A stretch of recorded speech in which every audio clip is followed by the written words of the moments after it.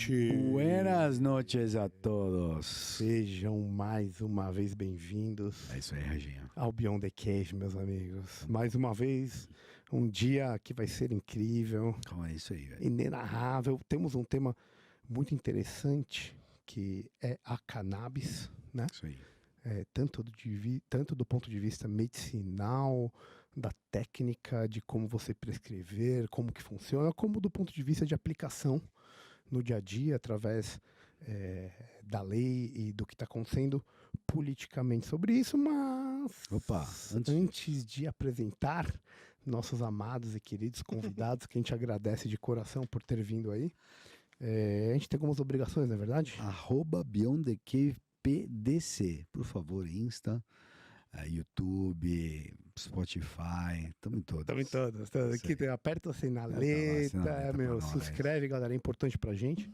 Então tá o recado. Além disso, tem o Apoia-se, que é o apoia.se/Beyond, BYOND, R$20 por mês, meu amigo. É nada, né? Esse tapar tá mais caro. É isso aí. Não é verdade? Sim. Faz parte Uma raspadinha. Uma raspadinha na praia. Faz parte do grupo, faz pergunta pros convidados, temos perguntas separadas aqui. Ganha uma belíssima camiseta. Mostra o exemplar aí, cara, Amara. Mostra coisa finíssima, por favor. Apreciem. Tem a cinza dele ali. É muito fina. E tem a preta aqui também. E a gente ainda tem alguma das brancas que tem o símbolo do Beyond na frente. Então, quem apoia pode escolher aí o que quer levar para casa. Isso aqui será muito bem atendido. Quantos fios? Isso aí, putz, pararam de contar no 1000. Pararam de contar no 1000. Os caras não tiveram coragem. Então, por favor, entre no grupo que é muito, muito legal. Quem temos aqui hoje? Nosso querido Dr. Pedro Pierro e o Bruno Pegoraro. Vou apresentá-los, mas antes de apresentá-los, boa noite, muito obrigado por terem vindo, viu?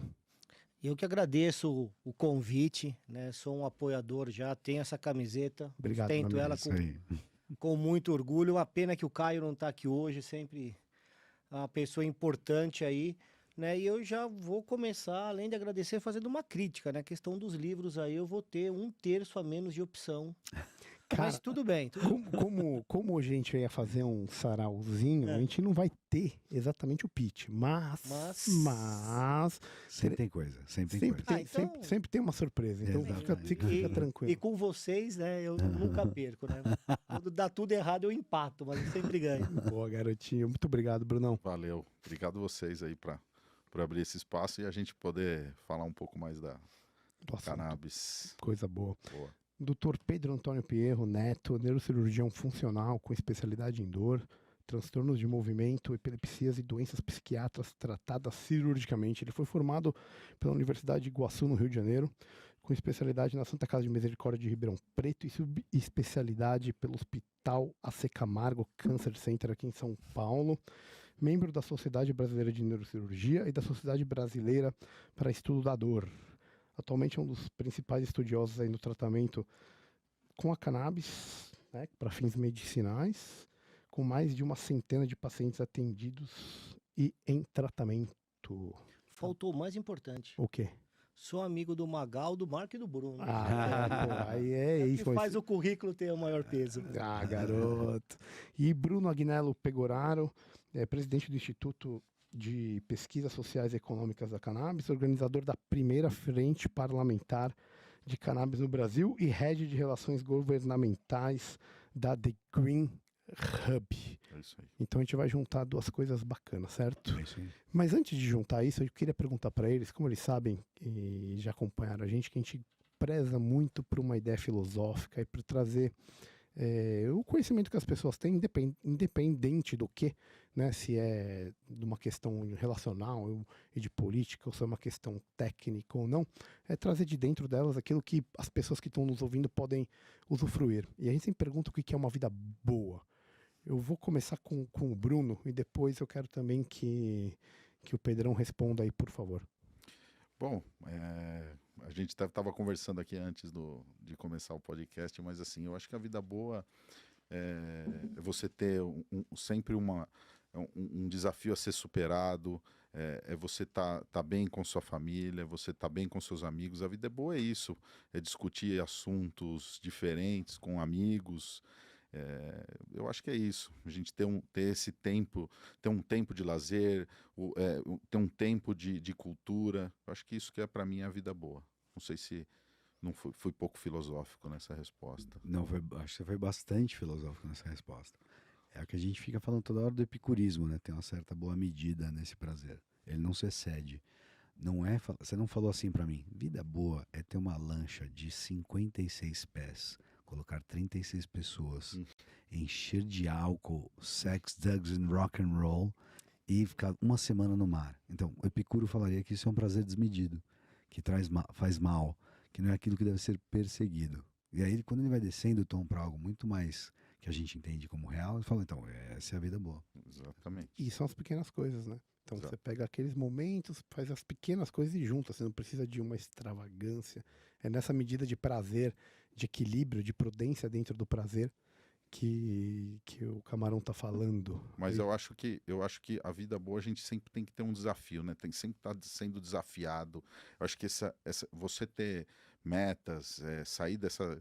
É meio clichê, sair da zona de conforto e tal, mas você tá sempre se mexendo. Eu acho que isso é uma grande chave para você ter uma vida boa.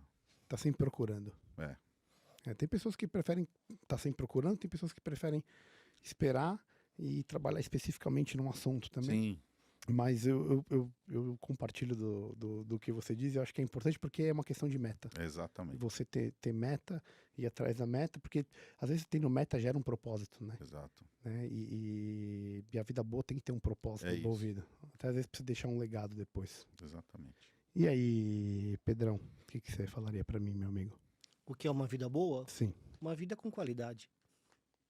E o que é uma vida com qualidade? Então, e o que é qualidade de vida, acho que é uma coisa muito pessoal, depende de cada um, porque os objetivos, as necessidades são diferentes. Para mim, qualidade de vida é eu manter meu cognitivo, a minha independência. Isso para mim é qualidade de vida. Entendi. Então você leva pro lado intelectual da coisa. Cognitivo do ponto de vista intelectual. Cognitivo do ponto de vista eu conseguir me relacionar, expor minhas ideias, debater, discutir, aí entra na questão de ter projetos e ter uma independência, né? Eu poder se vestir sozinho, comer sozinho, e isso hoje para mim é uma qualidade de vida, né? Conheço inúmeras pessoas que não têm essa desenvoltura motora por N motivos e que têm uma qualidade de vida excelente porque elas estão adaptadas àquilo. Então hoje para mim, uma coisa que pode mudar amanhã ou depois, qualidade de vida é essa independência física e mental. Ou seja, você está dizendo que você depende de manter uma funcionalidade para você conseguir chegar na vida boa. Porque se você perder isso, por exemplo, você deu exemplo, o cara não consegue talvez se limpar por si só, ou então conseguir tomar um banho sozinho, você acaba tirando isso de um aspecto de ter vida boa. Não, porque aí ele vai ter uma adaptação que vai dar a ele a qualidade de vida. Né? Você só tem essa adaptação a partir do momento que você tem uma limitação. Né? Então, hoje, para mim, a qualidade de vida que eu tenho ela é muito boa porque eu consigo sentar, conversar, debater, discordar, consigo fazer minhas coisas sozinho sem necessitar que alguém me auxilie. Se eu perder isso em algum momento, eu vou perder a minha qualidade de vida e vou me adaptar a uma nova situação, visando dentro daquela situação uma boa qualidade de vida. Por isso que eu acho que é muito pessoal e do momento que cada um está. É uma questão de adequar as necessidades que você tem naquele momento. E lembrando aquele pensamento budista, né, o mais rico é aquele que menos precisa. Gostei. Mas então você diria pra mim que a liberdade é a coisa mais importante. Porque eu achei interessante, você falou... Sim, liberdade. Eu entendi. E você falou assim, é basicamente liberdade. Liberdade. Então eu acho legal. E aí entra no libertarismo, o libertarianismo. E aí, Reginho? Não, eu acho Pedro falou, politicamente, eu sei que eu tô tergiversando um pouco com relação a tudo isso, mas você coloca aqui uma vida boa na polis, é uma vida liberta, nesse sentido, a liberdade está no nível mais alto das pessoas, entende? Podendo dizer, tendo a possibilidade de exercer a liberdade. Isso. Sim, né? A gente vai entrar numa outra questão, né? Do que é liberdade, até onde a minha liberdade vai. Né? Eu acredito que minha liberdade vai até o ponto que eu não estou incomodando ou afetando ninguém à minha volta. Dentro desse quadrado, né? Eu acho liberdade uma coisa fundamental. Gostei. Trazendo aqui um pouco para o tema, então, já que a gente vai tentar abordar os amplos aspectos aí que tem da cannabis. A gente vê que um dos primeiros assuntos que foi colocado nacionalmente, a gente vê as crianças com quadros de epilepsia e você podendo usar a cannabis como tratamento. Você, como médico, você tendo no seu consultório essa possibilidade. Muitas vezes a gente viu o Estado restringindo essa possibilidade de uso. Então ele está cortando uma liberdade que talvez um paciente possa ter, ou que você tem para prescrever aquilo, para resolver um problema, melhorar a sua comunidade, e a liberdade está sendo atingida de uma certa forma, certo? Certo. Como que você enxerga que a gente poderia, do ponto de vista médico, convencer através da liberdade as pessoas que isso é uma coisa boa? Bem, né, não é só o governo que faz esse cerceamento de liberdade na prescrição. A gente tem, por exemplo, o próprio Conselho Federal de Medicina, na resolução 2324, eu me senti que fui cerceado do meu direito, a questões também de preconceito. Então, me explica só uma coisa, para o pessoal que não conhece o que a gente está falando, o que é exatamente que aconteceu, que o CFM fez, que você sentiu restrição na liberdade de prescrição e o paciente na obtenção do que ele precisava? O Conselho Federal de Medicina é o órgão norteador da classe médica, assim como tem na engenharia, a OAB, no direito, né? E o CFM, o ano passado, né, se eu não me engano, ali, eu acho que o Bruno depois vai falar melhor, acho que em outubro, né, setembro, outubro, ele fez uma resolução, a CFM 2324, que falava o seguinte, que ele recomendava que o médico só prescrevesse o uso medicinal da cannabis para 3 situações, as 3 dentro de uma epilepsia refratária, que era Dravet, Lennox-Gastaut e esclerose tuberosa, são 3 doenças que evoluem com epilepsia refratária. O que você diria? Que no espaço de uso de cannabis atual, quantos % correspondem a essas 3 patologias? Quanto você estimaria? Eu sei que é uma pergunta grosseira. É até difícil falar, mas menos do que 10%. Muito obrigado. Então, o CRM liberou o uso para menos de 10% daqueles que já estavam em uso. Só para as pessoas entenderem. Sim, exatamente isso. Né? E assim, e aí eu vou entrar numa questão que entra na questão da liberdade, que entra nessa questão da resolução, que é onde eu senti que eu fui mais atingido como médico. Você tinha um parágrafo que falava o seguinte: olha, você só pode debater sobre o uso medicinal da cannabis dentro de congressos nacionais de especialidades que estejam vinculadas à AMB, a Associação Médica Brasileira. Só para vocês entenderem o que seria isso, se a Sociedade Internacional de Epilepsia fizer um congresso aqui no Brasil e me convidar, eu não poderia falar, teoricamente, porque o internacional não está dentro do guarda-chuva da AMB. Então eu acho que para a gente vencer preconceitos, para que a gente possa ter liberdade, é fundamental a educação, o debate, a ciência, você colocar os prós e os contras, tese, antitese, buscando uma síntese. No momento que o meu órgão norteador me tira essa opção do debate científico, eu senti que a minha liberdade, não só como médico, mas também como uma pessoa voltada à ciência, foi podada. Foi tolhida. Foi tolhida. E bom que depois eles voltaram atrás, suspenderam isso. Tem uma coisa só Pela interessante. pressão Pela pressão. de pacientes, médicos, né? Houve uma mobilização muito forte em cima disso, que aí conseguiram. Estava claro que, na minha visão, que essa decisão do CFM era política.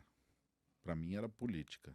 Foi num momento onde a gente passava por uma eleição, né? Tava em campanha e para mim isso quiseram fazer um movimento muito político para falar, para usar aquela retórica do maconheiro, aquela coisa toda que sempre usam para contaminar a pauta. Com fim político.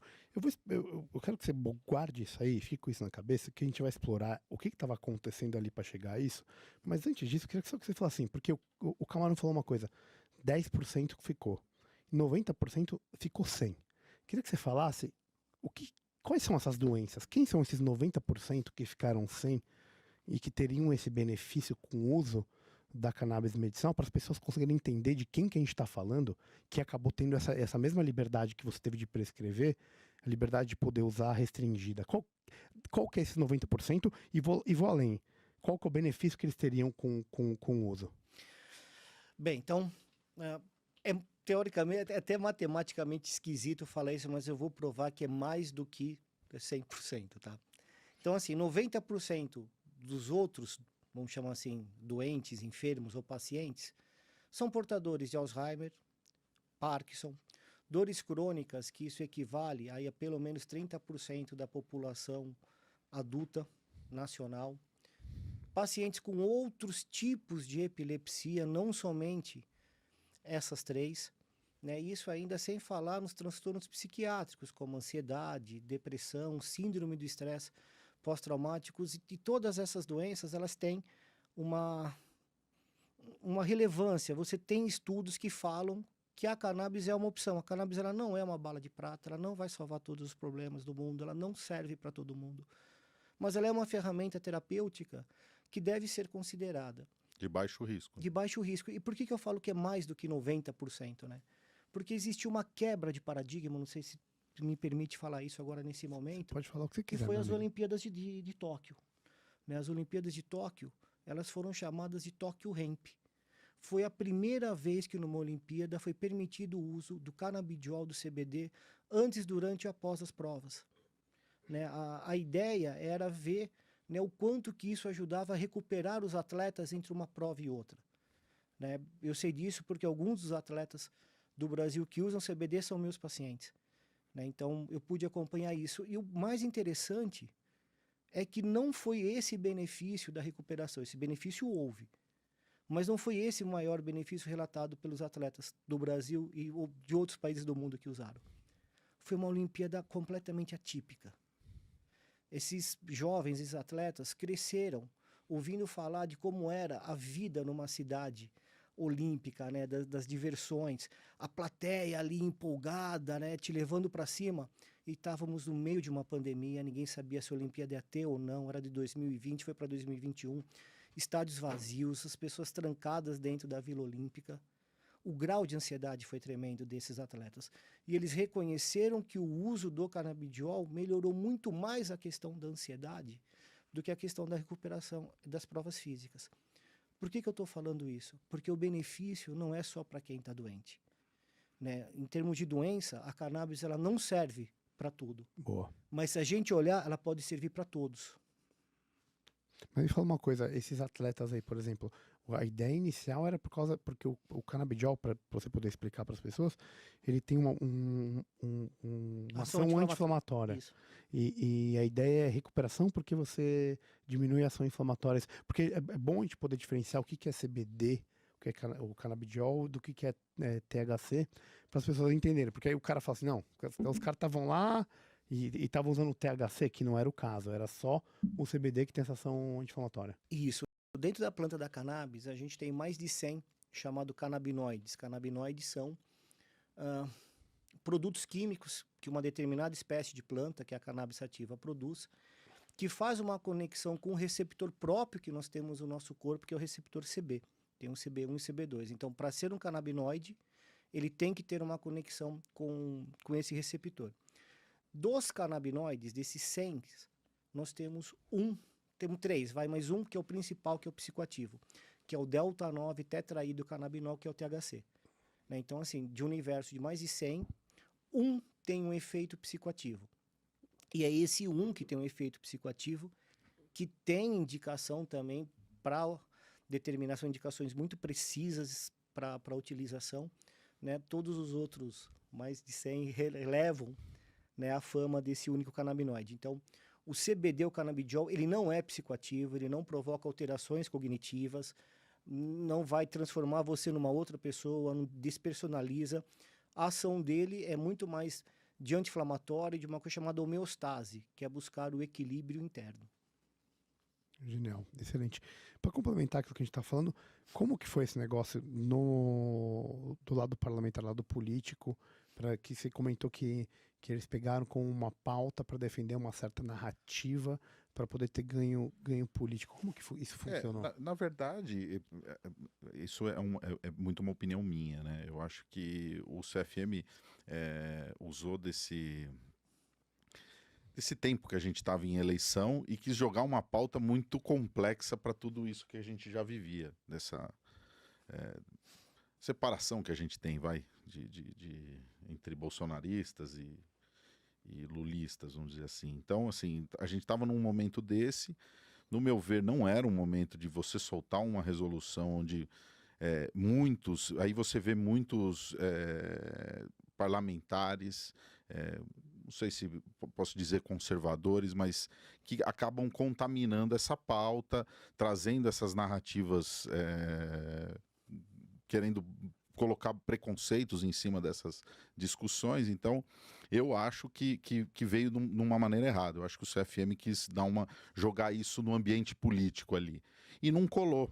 E aí a pressão foi muito forte da sociedade e isso acabou não colando ali na eleição. Mas eu entendo que o CFM fez esse movimento para tentar usar como uma ferramenta ali para dar uma tumultuada no ambiente político, sabe? Usar as narrativas, aí vir muita gente falando, olha, o CFM está querendo defender a sociedade dos maconheiros, tal, porque é isso muito que a gente passou, né? Nas discussões dos projetos de lei, né? Você via muita gente trazendo desinformação sobre o tema. Você sentia que as pessoas estavam usando aquilo politicamente, né? Falando para o público dele. E ele sabia que o público dele queria ouvir aquilo. Então, para mim foi isso. Para mim, eu acho que teve um tom desse. Eu acho que o CFM quis dar uma tumultuada. Cara, órgão querendo tumultuar, né, Camara?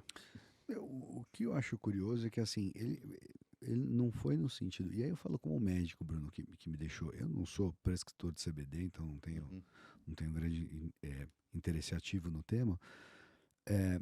Mas me chamou a atenção que foi assim, não é que eles impediram as novas prescrições ou impediram as novas importações.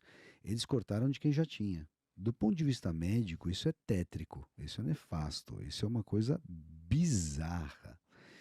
E veio de uma sodita bioética, comitê que estava sob a égide de uma bioética médica, que se sentiu no direito de tolir o tratamento de todos os outros colegas sem nenhum nível de evidência que possibilitasse essa atuação. O que aconteceu? Bizarrice. Foi muito esquisito. Bizarrice. E a liberdade médica, né?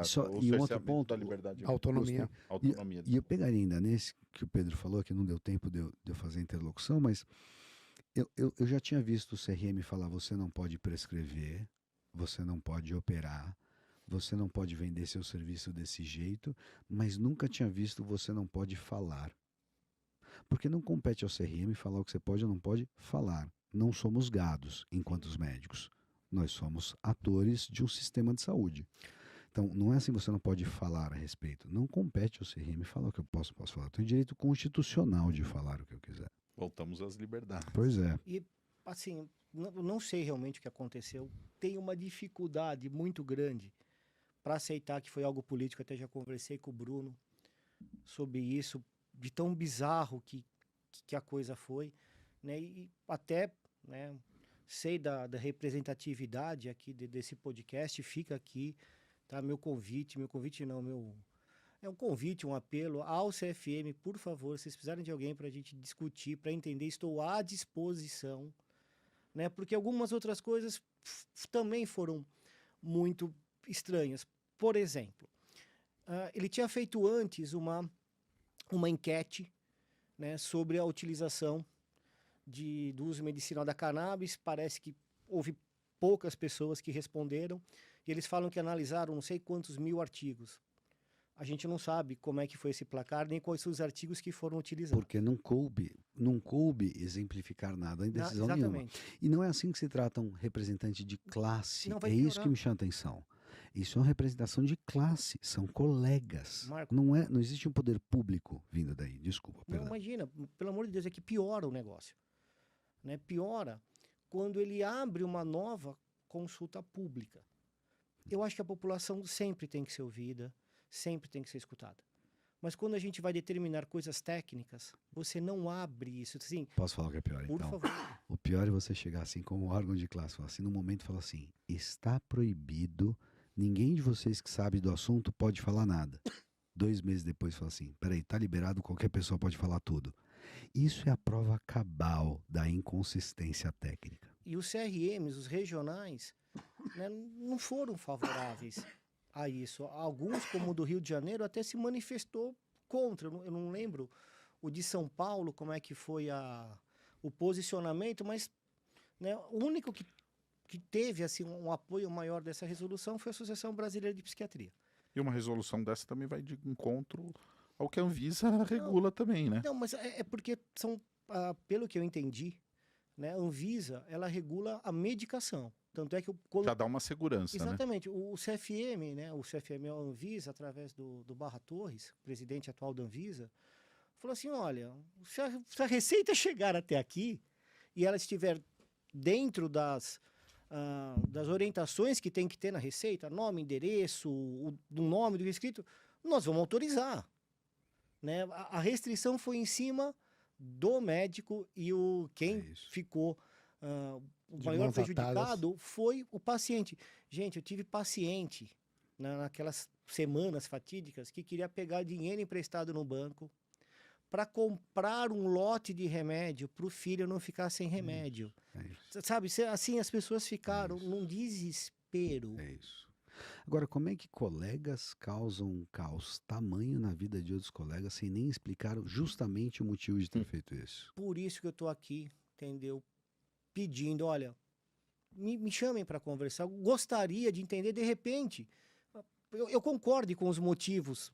Eu acho difícil, mas pode ser, eu não sei quais são. Entendeu? Então, E outra, o que é legal, não é nem que nós estamos falando de uma medicação que só existe no Brasil. Essa Não. medicação é dispensada para o mundo inteiro. Então não houve nada de grave que o NHS possibilitasse dar cannabis e de repente o CFM não deixasse. Não houve nada disso. e Marco, sabe, desculpa, Brunão, e sabe o que mais que você fica assim?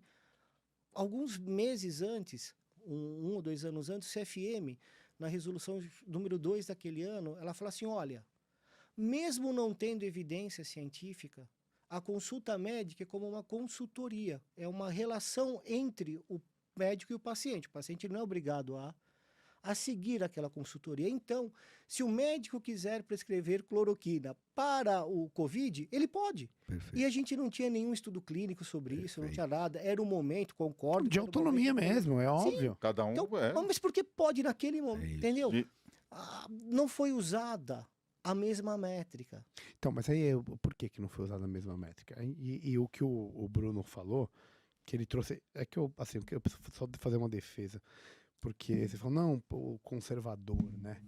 Eu diria que esse é o reacionário. Esse não é o conservador.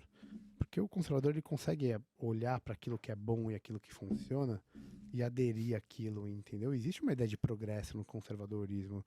Não é às avessas, você não vai negar o que tem antes para poder defender o seu ponto e transformar o mundo numa coisa que simplesmente é nova e que não existiu. Não É é? que na discussão, sempre aqui, quando a gente vai falar de política brasileira, sempre fazem essa dicotomia, né? O conservador e o progressista, né? Então, Eu acho que é mais força política, né? Eu acho que a questão não é muito... porque eu conheço muitos conservadores lá do próprio Congresso que defendem a cannabis. Eu acho que não é uma pauta ideológica. Não? Não. Eu acho uma pauta preconceituosa. Contaminada, na É verdade. mais do que ideológica. Você vê, qual foi o primeiro executivo que sancionou uma lei a favor do uso da cannabis no SUS? Foi Piauí, né? Não, executivo não foi o Tarcísio? Não. Já tinha, o Rio de Janeiro já tinha. Mas não executivo, tinha A gente teve, legislativo, a gente tem, a gente tem, não, teve sanção, por exemplo, no Rio de Janeiro teve uma sanção de um projeto de pesquisa de cannabis. Não, de colocar no SUS. Agora, de colocar no SUS, eu acho que o Piauí teve uma que foi sancionada também. Só que assim, o São Paulo foi emblemático nisso, né? De você ter o governador sancionando, um governador tido conservador. Por isso que eu digo que não é o conservador. Ótimo, é isso que eu quero dizer. Agora, a gente precisa acompanhar muito bem como vai desenrolar Não, sim. esse grupo de trabalho, como vai ser feita essa assistência. E Eu acho assim, que tem muita coisa que a gente pode A avançar. argumentação dele foi perfeita, né? Sim. Olha, meu sobrinho tem Dravet, acho que é Dravet, fez o uso, É Dravet. vi que houve uma melhora, então não tem como eu me negar aquilo que eu presenciei, aquilo que ele estava vendo. Né? As pessoas sabem. Por acaso as pessoas sabem, as pessoas que, né, nesse sentido, vou usar o termo preconceituoso, pegando o seu termo, elas sabem que toda anestesia que a gente usa hoje é derivada do ópio. Acho que não. Entende o que eu estou querendo dizer? Sim, Você quer um exemplo mais absurdo? A gente, desde 2006, a gente é autorizado a trazer semente de papoula para consumo alimentício. E eu sou proibido de trazer uma farinha feita de cânhamo, que é proteína pura, que não tem canabinoide. que não tem THC. nenhum canabinoide. E se eu trouxer uma, eu posso ser enquadrado como tráfico de drogas. É isso aí. Tem muita coisa para acertar, mas me chamou a atenção, me causou espécie, como falavam os ministros, no sentido de essa movimentação ter partido do CFM. É isso que eu acho mais esquisito. É um lugar que você imagina, inclusive, estar imune a considerações que não fossem técnicas. Porque eles foram eleitos para estar lá e exercer um poder técnico, porque é um conselho de classe. É para saber se todo mundo está enquadrado numa técnica razoável. Esse é o preceito. Sim. Eu queria só aproveitar um pouquinho mais, falar da lei sancionada aí pelo Tarcísio para a distribuição da cannabis medicinal pelo SUS. Desculpa. Tem uma coisa que vem à minha cabeça. O SUS tem tanta coisa para resolver. Não estou querendo desmerecer isso, não é isso. Mas como que seria a produção, distribuição e economicamente, como que isso funcionaria? Porque a gente sabe que hoje é caro. Quanto custa aí para você fazer um tratamento com CBD e THC isolado ou... Média R$500? 500. Até menos 300 e pouco. De 300 a 2.500 reais. Mas é um uso crônico, né? Às vezes o cara pode usar para a vida toda, né? Então tem uma questão de custo aí, né? A minha pergunta é desse lado. Foi sancionada a lei, beleza? E, cara, lei sancionada no Brasil não falta, meu irmão. Se o Brasil fosse seguir todas as leis que fossem sancionadas, vou te falar, talvez ia ser difícil a gente conseguir levantar dessa cadeira aqui agora de uma forma não adequada. Pois é, tanto você está correto, e você já tivemos várias conversas com você falando que o maior estimulador de monopólios é o Estado. Uhum. Tem a questão libertária aí. Porque justamente tudo fica impeditivo porque você tem que importar tudo. E não existe, por não haver a discussão política sobre indústria nacional, nesse sentido, que você resolveria o problema aí. Bom, né? Todo esse custo que vocês falaram aqui, você não tem o avião, você não tem a plantação, não tem o dólar cotando todas as coisas, é tudo importado. E é engraçado, por não pautar essa agenda política, todo mundo fica sem remédio, quando tem é caro pra caramba. E o SUS agora que vai ter que arcar com isso também vai ser caro. É aí que vem a minha pergunta. O custo vai subindo, né? Enquanto a gente não organiza, a coisa fica cada vez pior. A pergunta É tudo pelo Estado, Reginho. Eu só fiz pra te ajudar a meter o pau no Estado. Olha aqui, ó, inimigos do Estado. Porque assim, a gente está dependendo de uma lei, de uma permissão do Estado para você poder entrar num business, você poder fazer um negócio. Na verdade, assim, o projeto de lei ele está institucionalizando uma política de fornecimento de medicamento de cannabis no SUS. A gente já tem esse fornecimento, que é judicial. Hoje o Estado vai já sair mais barato. o Estado já gasta. Mas o custo é muito alto, aí que eu quero chegar. Importar. E já é muito alto. O judicializado é pior ainda. Judicializado é pior. É pior ainda. Então vai ficar mais barato. Então Só que a isso é um demanda jeito vai aumentar. Então, depende. Isso é um jeito de você. Primeiro, você está resolvendo um problema de pessoas que precisam desse medicamento, né? Desse produto. Então, quem? Ele não fala quem. Então, exatamente. Ainda vai ser discutido isso num grupo de trabalho, tal. Eu acho que isso não é simples de você implementar. Eu tenho uma visão que assim, você precisa. A gente trabalha com startup lá na The Green Hub e tal, então a gente vê muita questão do MVP. Eu acho que precisa fazer um MVP. Ó, vamos começar aqui. vamos acompanhar esses pacientes. A coisa precisa ser feita com calma. Agora, o Estado precisa ter previsibilidade da compra pública. Então, você vem na judicialização e o perigoso da judicialização... Quanto que São Paulo gasta, Bruno? Cara, eu tenho esses dados aqui. Peraí, eu vou pegar aqui já ano a ano, mas acho que 2021 foi 21 milhões. Com judicialização. Só o Estado de São Paulo. Porque não tem regra. Que não tem regra. Agora, se você colocar assim, olha, nós só vamos liberar para tais doenças com essa dose limite, como é com gabapentina, com quetiapina, com as medicações que são de alto custo. A partir do momento que você coloca uma norma, uma regra, eu acho que fica mais barato, porque primeiro você vai negociar o preço, né? Olha, o Estado fornece tais marcas ou tal marca, você não tem essa liberdade de escolha de marca. Você vai lá pegar sua gabapentina... Esse é meu problema. Mas aí eu já vejo outro problema. Gostei. Por favor, Reginho. Porque tem um outro problema aí. Você vai ter a pior gabapentina. Primeiro que você vai ter a pior gabapentina do mundo. É isso. Obrigado. Esse é o primeiro. Vai ser da FURP. Não é isso. O meu problema é esse. Eu não acho que esse mercado tem que surgir com essa regulação. É esse. Eu acho que esse mercado ele tem que surgir... Esse é outro tipo de monopólio. Exatamente.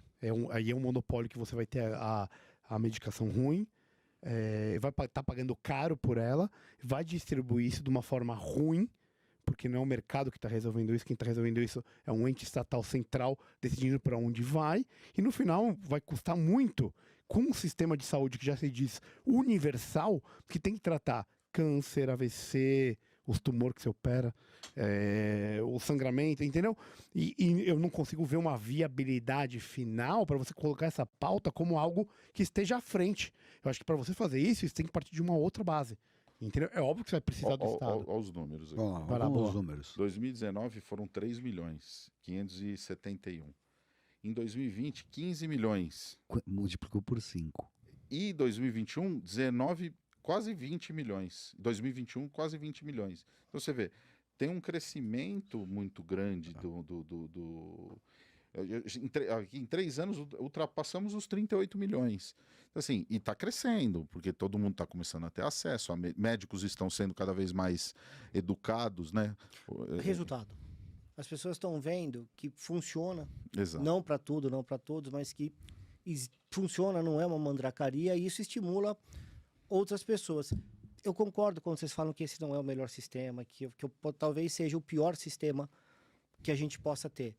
Mas ainda assim, a gente tendo o pior sistema, a gente tem uma chance de melhorar o sistema. O que a gente não pode continuar é sem ter nenhuma regra, porque aí vira uma bagunça e esses números só aumentam.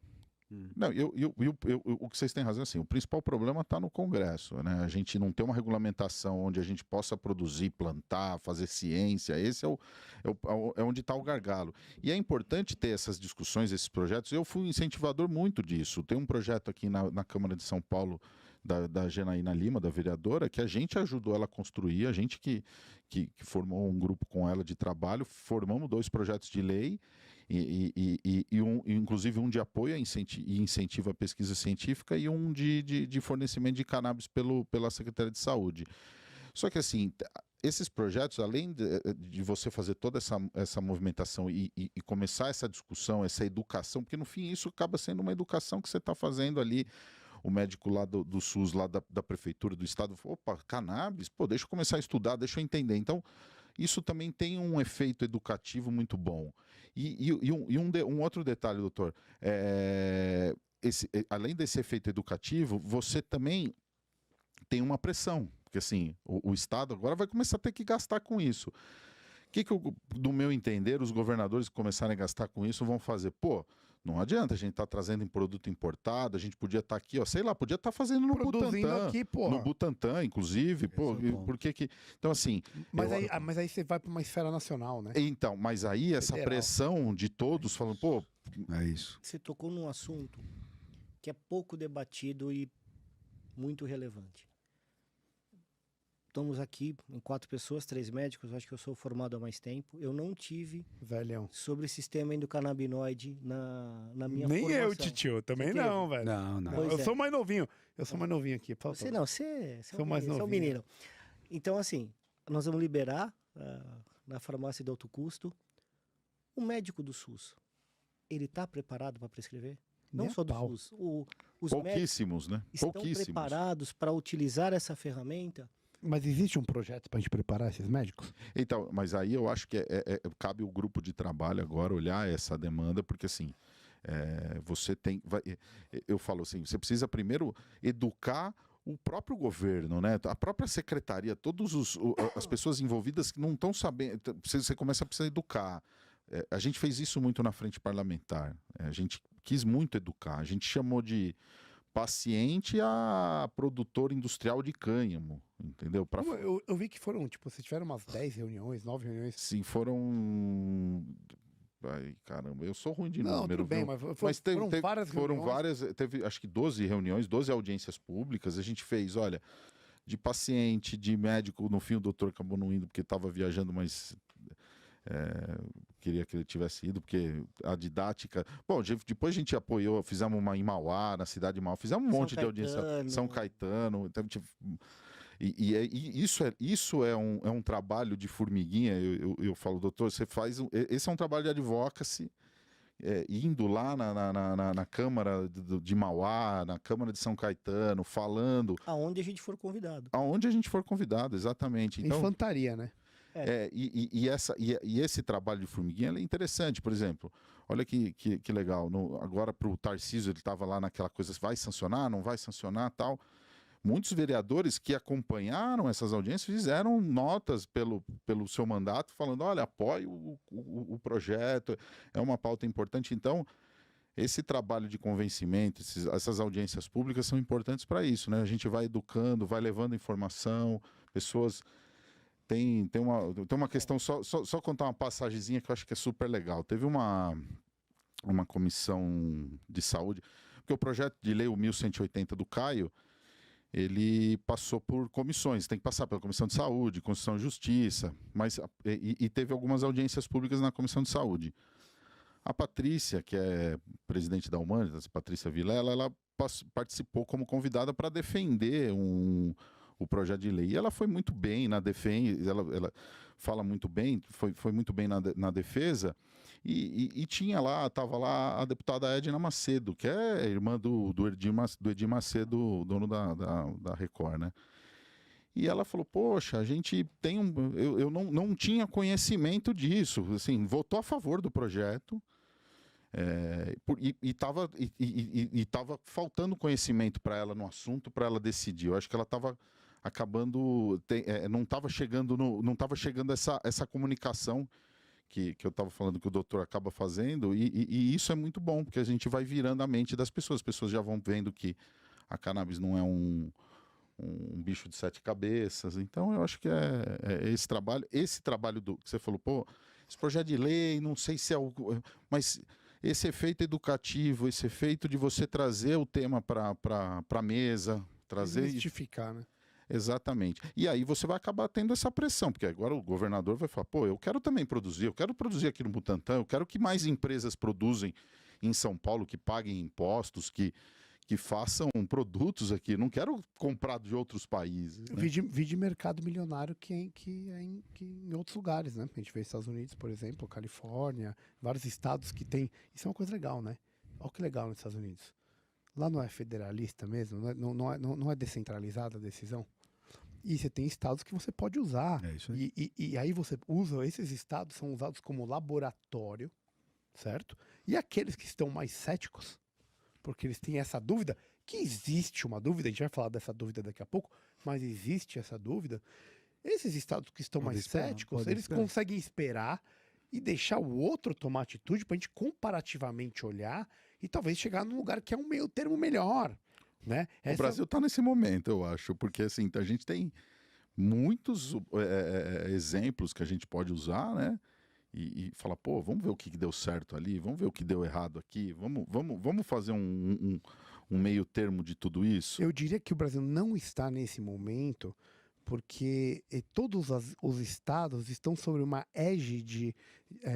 Não, eu digo, o Brasil está nesse momento de olhar para os outros. Para fora. Para fora, entendeu? Não no momento federalista interno. Não. E é isso. Infelizmente, aqui a competência residual do Estado é isso. Eu vou fazer uma legislação que apoie. Aliás, Tem 2 projetos, aliás, tem um ou 2 projetos de lei, um que eu tenho certeza no Distrito Federal, que é do Leandro Graz, que ele institucionaliza o plantio de cannabis no estado. Claro que o governador não assinou. Eu queria ver ter um governador com coragem e assinasse um projeto desse e brigar isso, e tem como brigar, competência, dá para levar isso até para o STF, né? Mas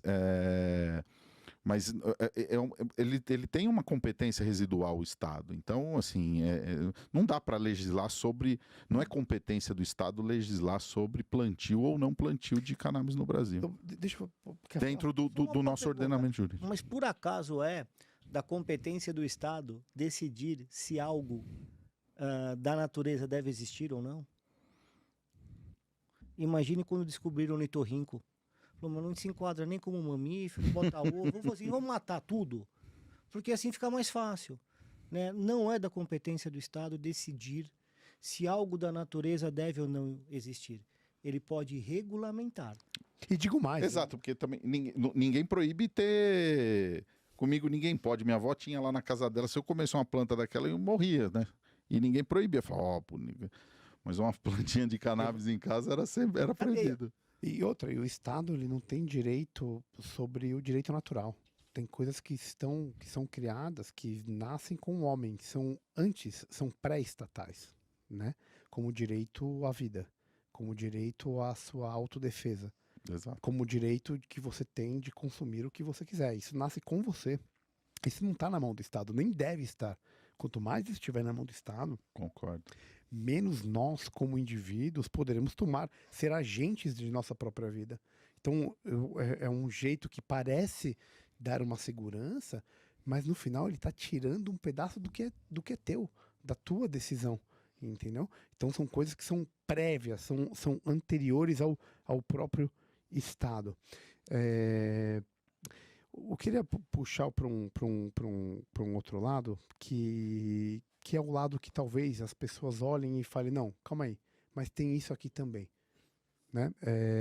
Vocês têm medo que, por exemplo, que uma libertinagem que pode haver com a liberação do uso medicinal da cannabis e as consequências que isso podem ter para a sociedade? Existe esse tipo de preocupação quando a gente está falando disso?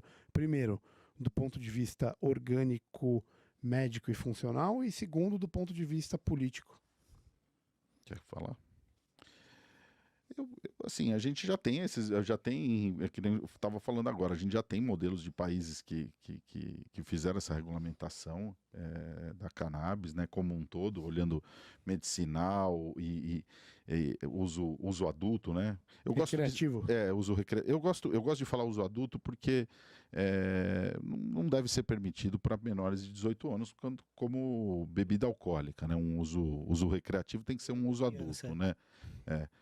Eu gosto de separar, então, a gente tem um mercado de medicinal, industrial e um de uso adulto, vamos dizer assim, né? E tem muitos países que já tem uma regulamentação nesse sentido e não virou um Walking Dead, não teve. Pelo contrário, a gente tem alguns efeitos no Uruguai, né, positivos, temos do próprio Canadá. Eu não conheço... a não ser a Holanda agora, mas eu nem conheço desses países que retrocederam a sua legislação de cannabis, né? Não teve ninguém que falou, pô, não deu certo, vamos proibir. Então, assim, eu não acho. Eu acho que a cannabis medicinal, você promover a medicina e você ter a liberdade do médico de prescrever, a responsabilidade do médico prescrever, eu acho que isso ainda... E outra coisa, né? O CBD, por exemplo, a gente está numa discussão, eu acho que isso a gente tem que levar numa discussão agora bastante para essa regulamentação da cannabis no Brasil. CBD nos Estados Unidos é olhado como um suplemento alimentar, né, doutor? OTC, né? Então assim, aqui não. Aqui você precisa de uma receita azul, né? Se eu não me engano. Para o importado é a branca normal, para a farmácia até 0,2% de THC, receita azul do tipo B, a mesma usada para benzodiazepínico, acima de 0,2% de THC. Receita amarela do tipo A, a mesma utilizada para opioides fortes. Mas o que eu quero dizer é exatamente isso, porque assim, o preconceito e essa questão, ela não vem do CBD, entendeu? essa libertinagem, esse medo que talvez impeça que tem essa corrente que não caminhe junto, vem exatamente pelo outro lado. É disso que as pessoas têm medo, inclusive do medo que você disse. Criança, né? Criança, como que a gente faz para separar isso das crianças? Que realmente é igual você usar um opioide, que o Marco Antônio disse muito bem aqui. Mas da mesma forma que a gente faz o controle de qualquer a medicação com THC, no meu entender, você tem um tem que ter um controle. Assim, no meu entender, eu acho que você tem que ter um controle porque você tem não sei qual tipo de controle, mas tem que ter um controle. Você não pode dar a vontade para a criança, né, doutor? Como que funciona isso? O THC é um pouco mais difícil não, você precisa ter um pouco mais de atenção na prescrição, principalmente em crianças e adolescentes, porque até os 25 anos de idade, antes do lobo pré-frontal estar formado, você pode sim ter algumas alterações, inclusive esquizofrenia em crianças e adolescentes. Ninguém sabe se é o THC que causa ou se simplesmente dá um start de uma coisa que já iria acontecer. Mas existem doenças que só melhoram com o THC. Síndrome de Tourette, por exemplo. Né? A síndrome de Tourette, para quem não conhece, lembra daquele chocolate? Caramelo, biscoito. Entendeu? É aquilo ali, só que a pessoa fala palavras assim inapropriadas e tem tiques de ampla amplitude. É a doença que mais causa bullying no mundo.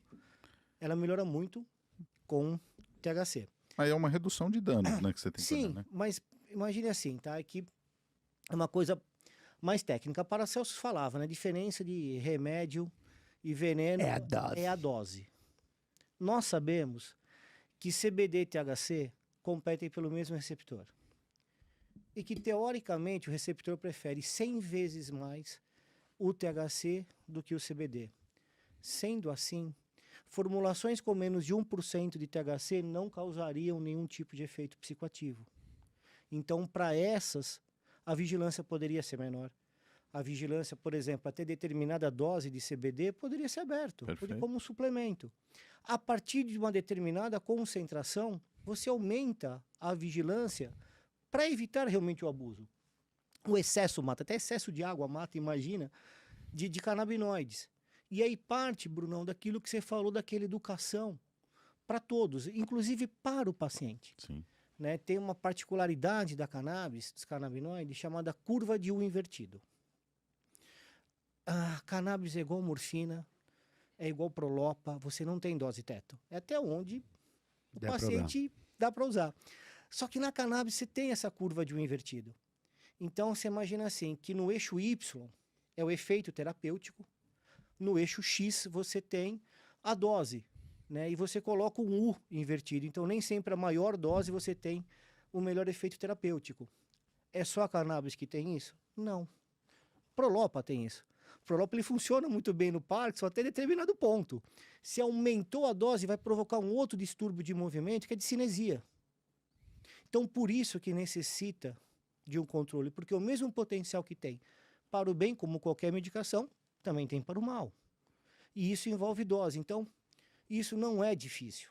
Né? O que falam é, vão usar o medicinal para liberar o uso adulto. Porque em outros países, isso aconteceu. Verdade. Se a gente não abrir o olho, vai liberar o adulto antes do medicinal. Eu tô para te falar que vai ser mais fácil no Brasil. Mas viu o quê? Porque assim, a briga do Brunão aqui, na Lesp, vai lá para Brasília, para conseguir tentar, via legislativo, ajudar as pessoas. Ponto. Que via que vai conseguir fazer o recreativo virando isso? Eu não consigo ver isso. Não, só um adendo. Essa pauta ela é interessante porque você consegue trabalhar ela em várias frentes. Então, assim, você consegue fazer a pauta andar pelo legislativo, judiciário, PL. Sim. O judiciário já está andando, tem gente plantando, inclusive.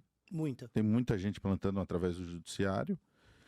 E você tem uma frente que você trabalha executivo e executivo por decreto, né? O presidente poderia baixar um MP, sei lá, um decreto, E você tem a Anvisa também olhando, falando, pô, eu posso mudar aqui uma resolução e também andar com essa pauta. Então, são várias frentes que você vem trabalhando. Hoje é o que falou, o judiciário tá o que tá.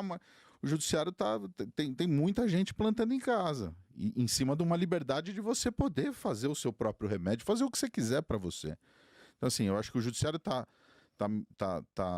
acabando fazendo um trabalho que não é o dele, legislando, mas está garantindo o direito de liberdade da pessoa, de prover um bem-estar para ela, né? De prover esse bem-estar num valor menor do que ela importar. Então, assim,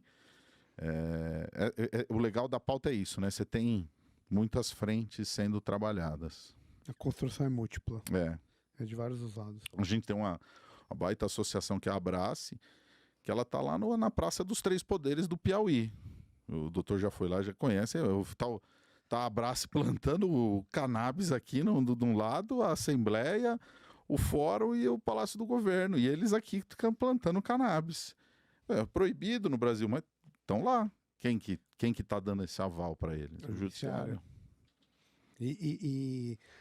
A gente tem uma nova configuração no Congresso Federal, aí já que a gente disse que, como eu trouxe no começo, que nós não somos federalistas como os Estados Unidos e damos liberdade ao Estado de um ponto de vista majoral aí, que nem agora a LESP ajudou, certo? A gente ainda depende dessa pauta do federal, se a gente for pela via que deveria ser comum, que é o legislativo, né? Uhum. Talvez com o executivo vindo e ajudando, para depois o judiciário... Não, o executivo, dentro da atribuição dele, também poderia ser proativo e propor um projeto de lei. Sim, né? mas para ser perene, se depende do legislativo. Para transformar isso numa coisa perene que seja com uma certa estabilidade, isso que eu quero dizer, entendeu? Para não vir um outro depois e fazer o contrário, que nem aconteceu com as armas agora, a treta que está dando com o Bolsonaro anterior e o Lula. Então você vai precisar, de uma certa forma, o decreto... É mais frágil. É mais frágil. Então... você vai precisar de um legislativo. Projeto de lei, sim, isso. Sem dúvida nenhuma. Como que isso está andando do ponto de vista federal, já que acreditamos que é uma pauta importante? Olha, eu acompanhei, a gente discutiu muito isso ano passado, né? A gente estava ainda no outro governo, num outro cenário de congresso, né? E o projeto tá na seguinte forma, né? Foi criada uma comissão especial pelo Rodrigo Maia, que era o presidente da Câmara na época, para discutir um projeto de lei do Fábio Mitidieri de plantio de cannabis no Brasil. Foi feita uma comissão especial, onde pôs o Paulo Teixeira como presidente e o Luciano Dutti, que é um deputado do Paraná, médico, como relator. Foi feito um relatório substitutivo desse projeto do Mitidieri, que o Dutti apresentou, foi colocado em votação nessa comissão especial. Quando você forma uma comissão especial no Congresso, ela não tem aquele trâmite que eu estava falando de passar em outras comissões. Ela é conclusiva ali naquela comissão especial. E não precisa ir pela CCJ? Não. É uma comissão especial, ela já tem um caráter conclusivo. Dali, aprovado, ela deveria subir direto para o Senado e nem passar em plenário. Porém, foi aprovado. É até interessante assistir os debates, as votações, e tivemos depoimentos emblemáticos, por exemplo, do Daniel Coelho, que é um deputado de Pernambuco, que ele fala que a esposa dele usa para um tratamento de câncer. Ele fala, não está curando o câncer, mas está dando qualidade de vida para minha esposa, tal. Então, e teve uma manobra do próprio governo, na época, que retirou ele da comissão numa manobra regimental lá, colocou um outro para substituir, para tentar barrar esse projeto na comissão especial. Então, assim, o governo trabalhou muito contra. E isso foi muito declarado pelo presidente Bolsonaro quando foi perguntado, né? Assim, tem um PL 399 e tal, da cannabis, se vier para mim vetar, se você procurar, qualquer lugar acha, ele declarava veto ao projeto. De um desconhecimento que eu acho assim, eu acho que o presidente até nem consegue acompanhar todas as pautas, mas uma falta de conhecimento da própria assessoria dele, né? De munir o cara de informações, como agora o Tarcísio foi munido, discutiu e tal.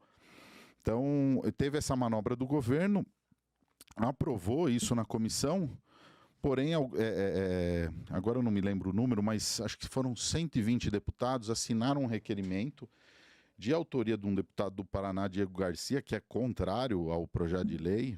Inclusive, ele, na comissão do 399, ele partiu para cima do Paulo Teixeira, empurrou o Paulo Teixeira numa cena absurda, assim, falta de... Que ali é uma discussão, pô. Você pode ser contra, Decoro, a favor. né? É uma quebra de decoro. Teve uma quebra, foi denunciado, mas ele pediu desculpa. O Paulo, acho que acabou também entendendo o calor do momento e ficou por isso mesmo. Mas teve esse episódio e o Diego entrou com esse pedido, pedindo o seguinte: que o projeto vá para votação em plenário, que não seja conclusivo, que ele não vá para o Senado direto. E esse requerimento está na mão do Arthur Lira. E o Arthur Lira não pôs para votar, está lá segurando. O Arthur Lira ele pode simplesmente ignorar isso e mandar para cima. Ou o Arthur Lira pode falar, não, eu vou aceitar o requerimento e vou pôr para o Congresso votar. Que na configuração passada, a gente tinha um feeling que... Você tinha um termômetro? Tinha um termômetro que que aquele projeto de lei passaria com o plenário do jeito que estava. A gente tinha essa impressão. E agora com a nova formatação, eu também acho que ainda passa. Porque você não precisa de maioria absoluta para passar o projeto. Você não precisa de 2/3 da Câmara. 3/5. 3/5 ou é 2/3? Acho que é 3/5, né? Eu não sei. Agora fiquei na dúvida. Beleza. Mas tem voz. Mas eu acho que vai ter uma discussão. No Senado também nós vamos encontrar uma resistência forte, tendo em vista senadores que contaminaram muito essa pauta. A própria Damares, né, soltou uma cartilha, né, pelo ministério dela, falando mal só sobre a cannabis. Eu fico inconformado. A gente estava falando do CFM, o governo soltar uma cartilha... Assim, a Anvisa tem uma política de permissibilidade,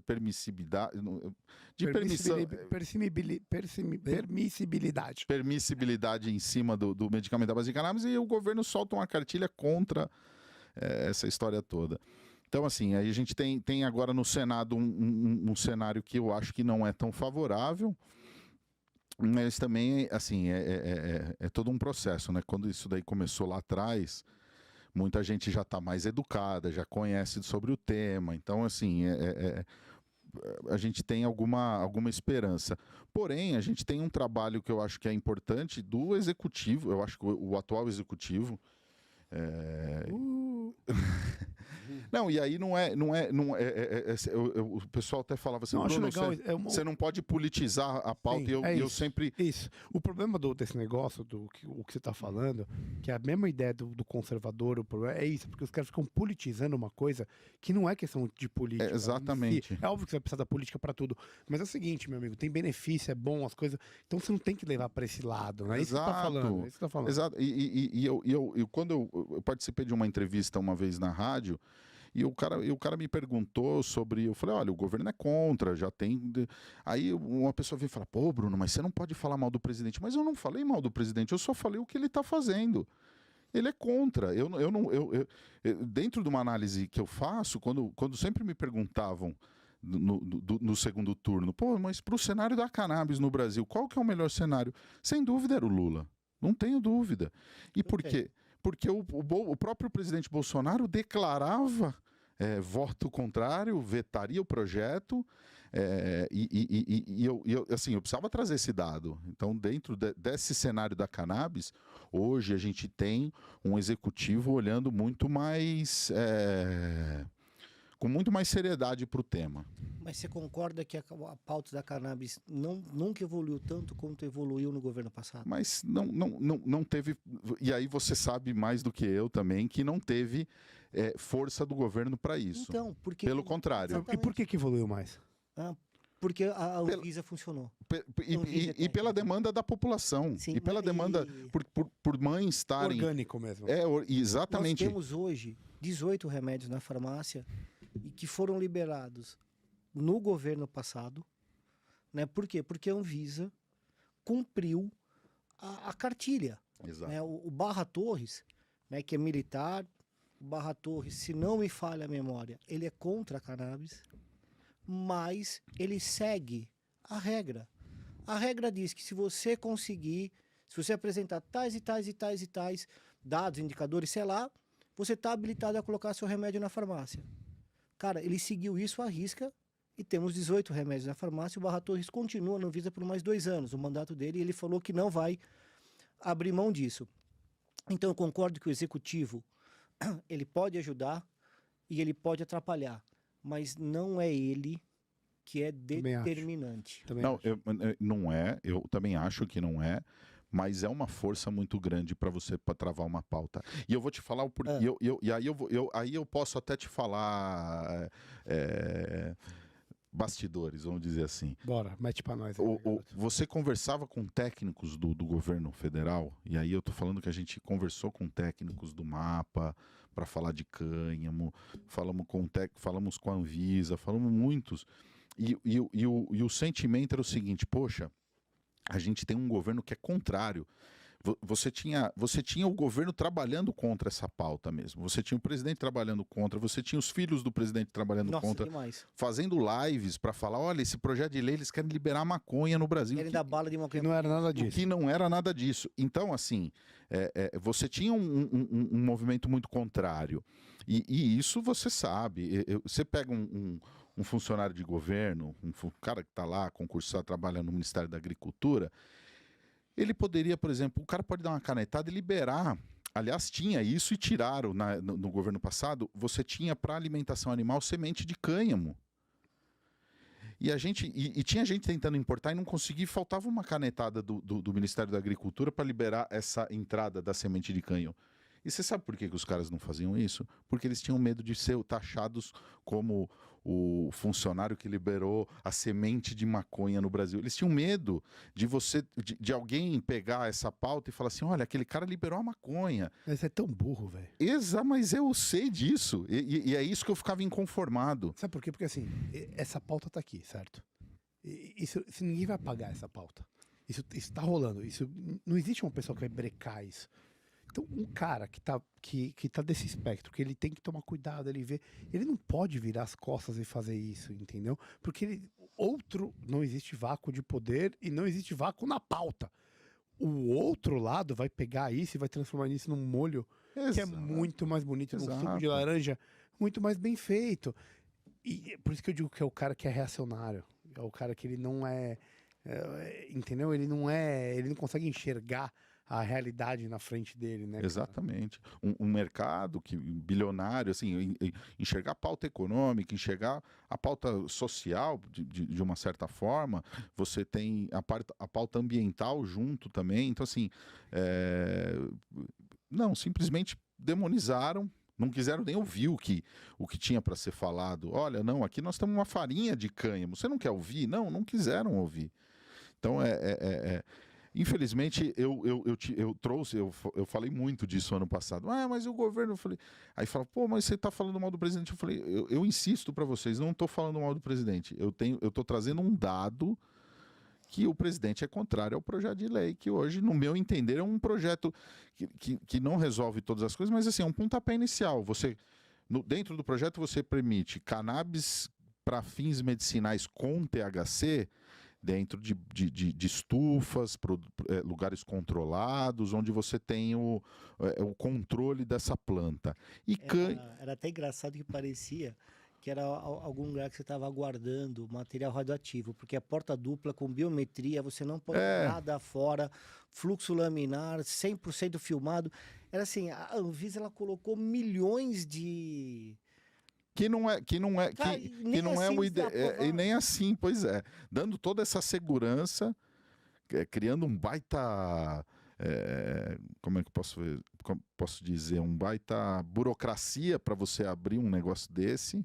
E nem assim os caras conseguiram aprovar. E você tinha a questão do cânhamo de você plantar uma planta que não tem THC em larga escala, usando como uma commodity, fibra para um monte de coisa. Álcool, energia, né? Energia, biomassa, recuperação de solo, de agricultura, você usar na safrinha. Confecção. Confecção. É uma planta 100% utilizada. E mesmo assim, até a primeira vez que eu fui para Brasília, eu falei para um amigo meu, eu falei assim para ele, falei, cara, vamos ali no cercadinho do Presidente.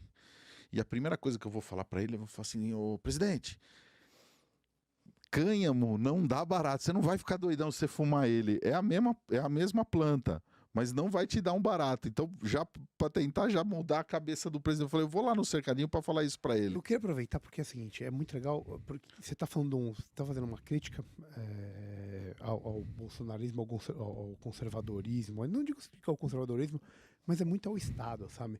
Porque assim, o que a gente está falando no fundo é que existe uma pressão de baixo, né? A lei, se a gente for ver a lei anglo-saxã, ela é construída de baixo para cima. É a partir das disputas, da necessidade que você chega numa síntese em algo que você pode transformar numa lei. E existe essa aclamação que vem de baixo, né? Mas por um outro lado, o outro espectro, por exemplo, a esquerda, está tentando fazer a mesma coisa com, por exemplo, questão de gênero. É uma coisa que não vem de baixo. Ela é imposta de cima para baixo. Vem da criação do negócio. Eles querem obrigar que a gente fale de uma forma, por exemplo, com os pronomes neutros, que não vem de nós discutindo isso e achando que isso é melhor. Não. Vem de cima para poder... eu acho que ainda tem pessoas que discutem muito isso, né? Eu conheço bastante gente que fala, por exemplo, por exemplo, eu gosto de conversar muito com a gente estava falando antes da reunião, eu gosto de falar com muitas pessoas. Eu sempre fui muito... Eu morei em Londres e eu trabalhei dentro de um restaurante onde tinham muitos muçulmanos e acabei... Eles vamos comigo para rezar para mim. Reviro, vamos rezar, cara, não tem problema, vamos entender, vamos conversar. E a gente lia o Alcorão e tal. Isso em 2002, cara, então faz muito tempo. Mas eu sempre fui um cara que gosto de ouvir os lados. E uma vez eu estava até numa discussão com ele, até... Ele, se eu não me engano, ele foi prefeito de Linz. Ele foi prefeito de Linz. E ele, o marido dele é negro. E ele falou, Bruno, a gente tá falando sobre cotas. Ele falou, Bruno, assim, é legal a gente discutir isso, mas assim, eu vejo o que ele sofre na pele, por exemplo, de estar ali num lugar onde o cara sempre vem com uma chave e dá uma chave para ele achando que ele é o manobrista ou que ele é o garçom. E isso é uma coisa que a gente precisa discutir.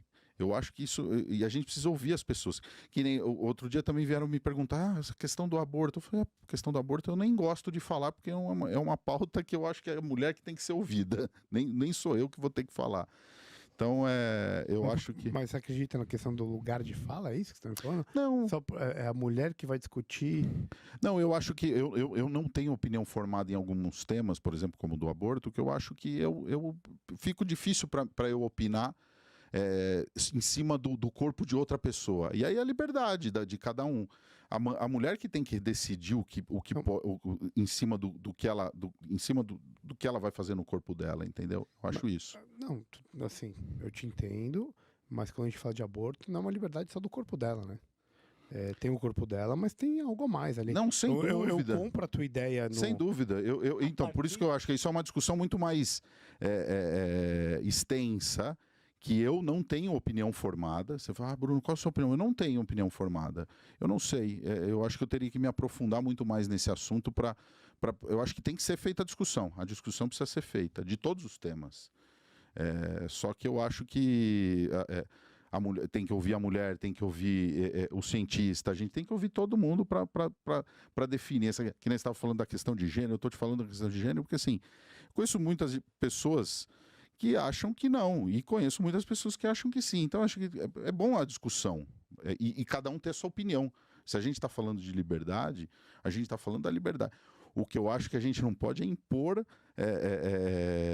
a sua opinião em cima da outra. Eu tenho minha opinião, mas eu quero que você aceite essa opinião. Então, não, eu acho que todo mundo tem uma... Aí, ó, contra o coletivismo. Ficou bem claro. Sim. Contra o coletivismo. É isso aí. Tá certo. O que acontece normalmente é o coletivismo impondo o que você tem que falar ou não. Porque essa é a minha briga. Se você quiser chamar a pessoa de eles, elas, você por conta própria, meu irmão, fique à vontade. O que não pode acontecer é ter regras para eu ter que falar conforme a cartilha do que a pessoa foi determinada anteriormente. Para mim a liberdade está aí, está na liberdade de escolha. Perfeito. E não na liberdade de criar algo para poder mandar o outro fazer ou não. Que nem essa questão de lugar de fala. Como assim? Você só pode falar daquilo que você vive? Como isso não é um cerceamento à liberdade? Mas eu acho que falta muita empatia de todos, da gente... Todos? De todos. Tá bom, boa. Eu acho que falta empatia das pessoas saberem ouvir, sabe? A gente tem que ouvir. Às vezes aquela pessoa, ela tem... como é que eu posso dizer? Ela se sente mal. Eu já me expressei algumas vezes e senti que a pessoa se sentiu mal com a minha expressão. E eu perguntei para ela, você se sentiu mal do jeito que eu falei? Ela falou, pô, me senti. Eu falei, pô, desculpa, cara, eu não vou fazer mais isso na sua frente. Isso é um sinal de empatia com o outro, entendeu? Por mais que de repente, eu não tive essa intenção de jeito nenhum de fazer nada, mas assim... De eu ter essa empatia, olhar e ver que o cara lá falou, pô, não gostei do jeito que você falou, pô, que legal, vamos... Então eu vou mudar o meu jeito agora, a partir de agora com você, porque eu acho que essa fala eu não vou fazer mais, porque se te ofendeu, eu acho que vale a pena eu rever e me policiar para que eu não fale mais. Bruno, sabe quem não ofende ninguém? Quem faz todo mundo sentir bem? É a Alux Regina. Alux Investimento. Isso aí não é só que não ofende ninguém, meu amigo. Não ofende Faz ninguém. muito bem pra sua saúde. Obrigado, velho. Muito melhor. Aí eu tô do lado do Pierro aqui, que virou e falou que é o seguinte: a cannabis não é só para tratar doença, é para otimizar, que é o que a Alux faz com seus investimentos, meu amigo. De forma muito prudente. De uma forma prudente, pensa, com muito tempo no mercado. 15 anos, meu. 15 anos não é pra muita gente. No Brasil, 15 anos, vamos ver, na Estônia, quanto tempo? Na Estônia? Não, na Estônia 15 anos são 15 anos. E na Austrália? Não, na Austrália 15 anos são 12 anos. Porque é muito surf.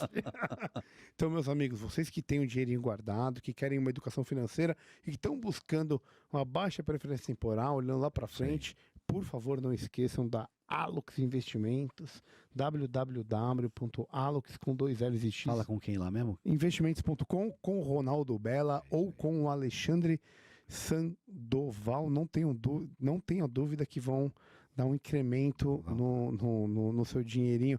Será que a gente consegue fazer, sei lá, um private equity aí e juntar um dinheiro para poder abrir um cannabis field? Porque, pelo que eu entendi, assim, um dos gargalos econômicos é a produção. Quanto você falou R$300, né, que o cara gasta? De 300 a 2.500. Ah, opa, deu uma ampliada no Spectra, de 300 a 2.500, para o cara conseguir trazer um negócio, certo? Então a gente precisa... Mês. Para uma pessoa. Sim. E hoje a gente tem o quê? 200 mil pacientes em São Paulo, mais ou menos isso, né? Eu não tenho esse dado, Eu acho que é isso. Eu acho que é isso. Então, tem mais ou menos 200 mil pacientes.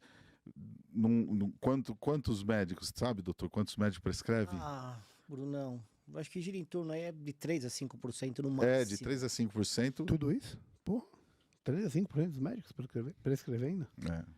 Acho que desses aí. Quantos que realmente sabem?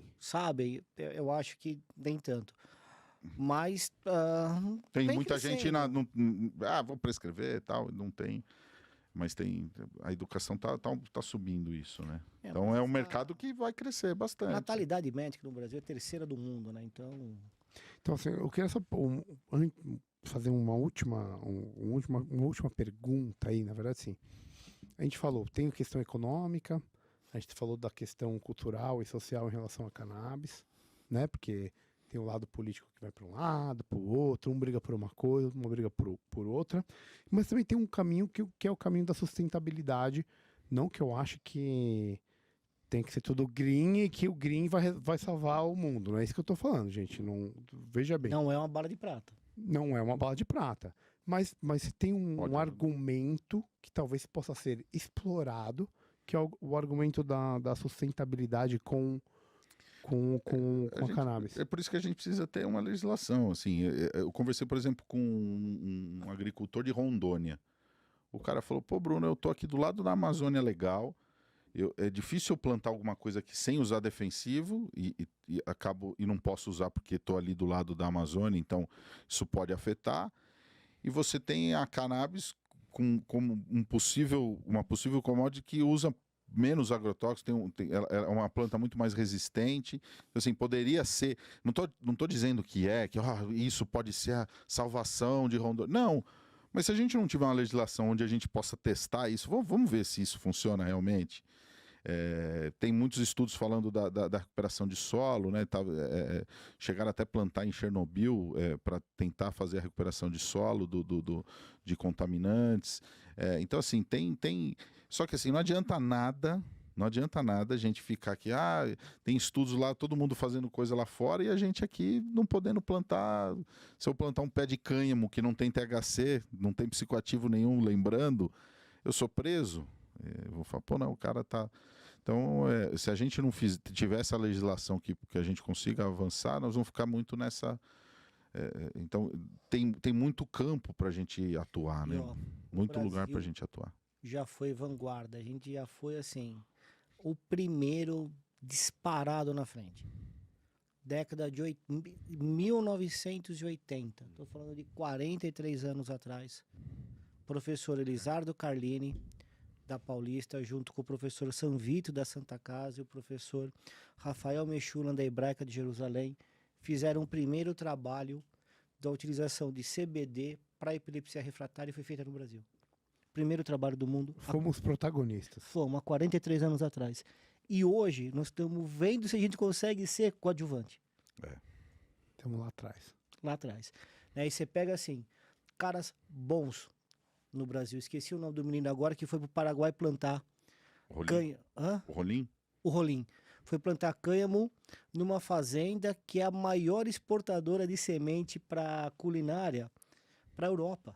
O cara teve que ir lá para o Paraguai fazer isso. O Paraguai está nadando de braçada. De braçada. No cânhamo. Principalmente em semente para culinária, que tem 0 canabinoide. Proteína pura. Proteína pura. Proteína pura e uma das melhores proteínas vegetais. Tem um menino que tem uma empresa de plant-based, né?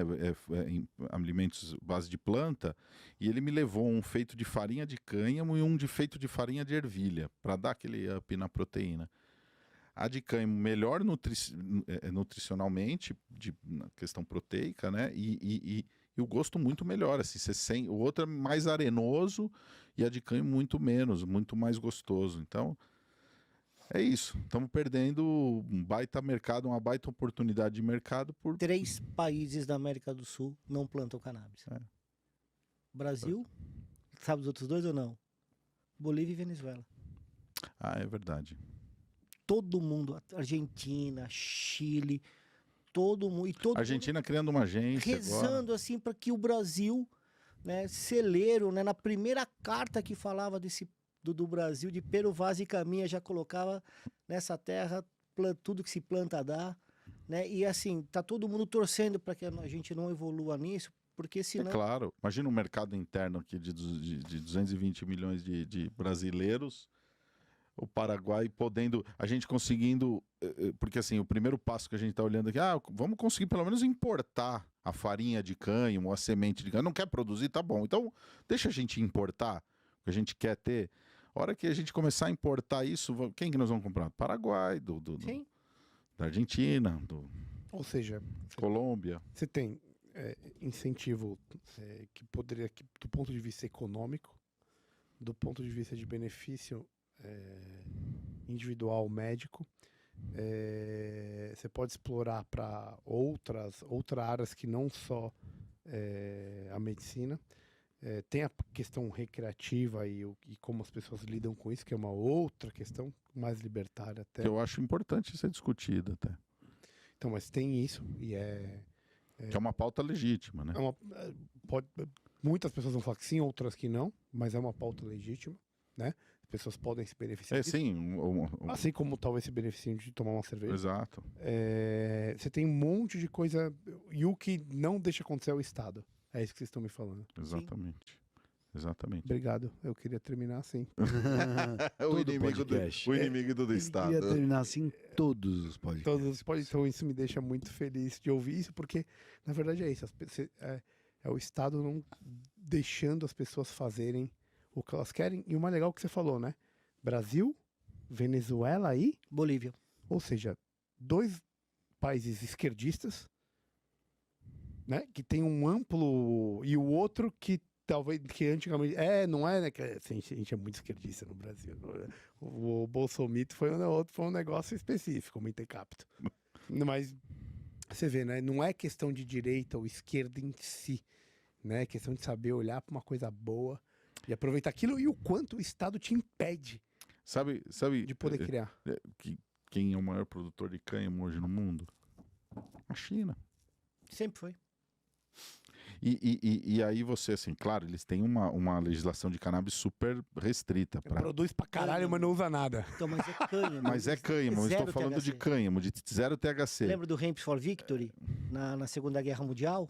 O filminho. O filminho, na que Nixon, então, esse filme é muito bom, né? Para quem quer assistir, ver a produção de cânhamo, né? Na Segunda Guerra, é muito Hemp legal. for Victory. Deixa a dica aí. Galera, seguinte. Hoje, como a gente tá com uma formação um pouco diferente, Atípico. eu e o Camara recebendo 2 caras sensacionais aí que a gente Pelo tamanho. agradece de coração, vai ser diferente. E vai ser de surpresa. Ao invés da gente fazer o pitch do livro, eu queria que vocês, cada um de vocês, escolhessem aí. Pode ser um livro, uma série, algo que represente o que a gente conversou e expusesse cada um o seu. E no final eu e o Camarão vamos escolher com qual dos 2 que a gente vai ficar, meu amigo. Hoje a gente mudou o negócio. Putz, que frio, hein? Meu amigo, pode ser livro, pode ser série, alguma coisa que represente o trabalho de vocês, quem vocês são, a atuação de vocês. E vocês vão colocar isso pra gente aqui. E aí a gente vai, até pra inspirar os outros que estão lá fora ouvindo e podem pensar, puta, legal, isso aqui é bacana, quero ouvir isso, quero ver isso. Com certeza você vai estar ajudando os outros, que é uma coisa que você gosta de fazer. Você é um cara que gosta de pessoas e sabe lidar com as pessoas. Então, esse é o desafio. Eu sei que é inesperado, mas é assim, meu amigo. Você tá Eu vou ser bem, Então, vamos lá. bem maluco, então, Vamos nisso. lá, Bruno, manda aí. Eu só não vou lembrar o nome do livro, mas é o do filho do Pablo Escobar, Qual dos 2 livros? é o... Um é Os Segredos que Meu Pai Não Contou, A História que Meu Pai Não Contou. E a outra, qual que é? O outro, é o primeiro. Primeiro é o laranja. Não, é o verde. Poxa, agora eu vou... Vamos ver. Tô procurando aqui enquanto São 2 livros e é muito interessante, assim, a gente ver... eu enxergo, né? O cara tinha um monopólio de um serviço. Por que ele tinha esse monopólio desse serviço? Por que ele tinha todo esse poder? Porque ninguém podia vender, era proibido. Exato. Por causa da regulamentação. Então, acho... Meu Pai, As Histórias que Não Me Contou. Então é o outro. O outro. É a história que meu pai nunca contou. Ó. Deixa eu ver. O laranja é Pablo Escobar, O que Meu Pai Nunca Contou. Esse é o laranja. Então é o outro. Então é o verde. É o verde. O verde é... As Histórias de Meu Pai. Coisa assim. Pablo Escobar, Meu Pai Eu Não Consigo... Bom, Meu Pai, As Histórias que Não Deveríamos Saber. É isso aí. Essa, É a história que... Os 2 são muito bons. Os 2 são muito bons, né? Eu ainda não comecei o outro, mas... Os 2 são muito bons. Então, eu acho que é legal a gente ler esse livro, porque Sebastião Marroquim. Ainda mais que você, que é um contra o Estado, o inimigo do Estado. Você vai gostar. Você vai entender, assim... Eu sou inimigo do que é ruim, velho. Então, mas aí é uma discussão interessante que a gente estava falando da pauta da descriminalização. Então, assim, você tem o Estado proibindo aquela substância de ser vendida e você tem um cara que acho que quase teve o tamanho de uma GM de negócios. Então, assim, eu lembro quando a gente fez o Cannabis Fink, que a gente até, o Pedrão saímos com o Juan Marroquim. Foi um dos dias mais interessantes. Fomos pro Bar Brahma com ele. E com o filho do Zeca Pagodinho. E com o filho do Zeca Pagodinho. Sentamos nós 4 para conversar sobre paternidade. Né? O filho do Zeca falou como era ser filho do Zeca Pagodinho e o Sebastião falou como era ser filho do Pablo Escobar. E assim, é um negócio surreal. Surreal. Entendeu? Porque um é um ídolo nacional, é um cara amado, idolatrado, mas que foi muito ausente como pai, porque estava sempre em show, não sei o quê. E o outro, o pai é um vilão, mas ele teve um pai presente Ele o tempo falou, inteiro. meu pai era um porque você em assassino, casa mas era um pai presente, né? fazia lição com ele. Ele Cara, falou, foi muito louco eu aquele como dia. pai, ele foi um bom pai. Foi um bom pai. Como cidadão, não. Tudo bem mas, que quem jogava bola comigo era Mas minha quem babá, os maiores assassinos da Colômbia, mas como Mas, assim, pai... Mas o que é legal nisso, né? Vai É que ele bacana. falou uma coisa que eu achei legal. Ele falou: se a pizza fosse proibida, meu pai ia estar vendendo pizza, não ia estar vendendo cocaína. Sim. É que abre a porta do mercado outsider aí, É isso mercado aí. negro. É isso Foi aí. bacana aquele dia mesmo, 2 livros muito bons. E você, Pedrão, qual que é o teu? Portas da Percepção. Fala pra gente o que que é porta, quem escreveu, como que é o negócio? Aldous Huxley. Ele mesmo. Fala um pouco da história sobre os psicodélicos. Pra você ter uma ideia, a banda The Doors tem esse nome The Doors por conta desse livro. Tá Porta- vendendo bem! Olha lá, olha lá. Quem não sabia nem o nome do livro, caralho? Eu não sabia. a Portas da Percepção fala a respeito dessa Eu experiência. não sei com- data, nada. Isso esquece. Essa aqui é uma competição. Mostra assim como foi a descoberta, a primeira utilização dos psicodélicos e como isso pode ser. Será que isso é uma ferramenta para a massa, para você ter uma disrupção e você entender melhor do mundo, ou é uma coisa para formadores de opinião? Né? Não é que trata dessa pauta, mas você entende. Cara, é um livro muito interessante. Curto, fininho, rápido de ler. As E vale a pena. Eu gosto. fico com o Aldous Huxley sempre, bicho. Era acho muito que bom. acho que eu tô comprado nisso aí também. Mas, Vou ó, levar. o Inclusive é o filho- seguinte, você tem que comprar o livro pra dar pra nós, né? Tá bom. Tem na Amazon, pode deixar. Mas Boa, ainda bem. ainda bem, porque se fosse o livro do Sebastião, ia ser mais difícil de achar. Não, tem, até tem. Não, o que eu tenho tá autografado. Tem, eu também. Galera, obrigado, velho. Eu queria, Valeu. primeira coisa, agradecer porque a gente conseguiu juntar, Verdade. primeira vez que a gente faz isso, trazer 2 pessoas que complementam um assunto. E foi muito bacana, muito legal. Pô, Valeu. o Bruno, o Perro é o nosso apoiador aqui, nosso irmão, nosso parceiro, então Já de bala- tá isso. dentro. O Brunão, abertaço aí aos 0 minutos, ajudando a gente com os outros convidados também aí, trazendo uma galera. Eu acho que é muito legal, fundamental o trabalho que vocês fazem.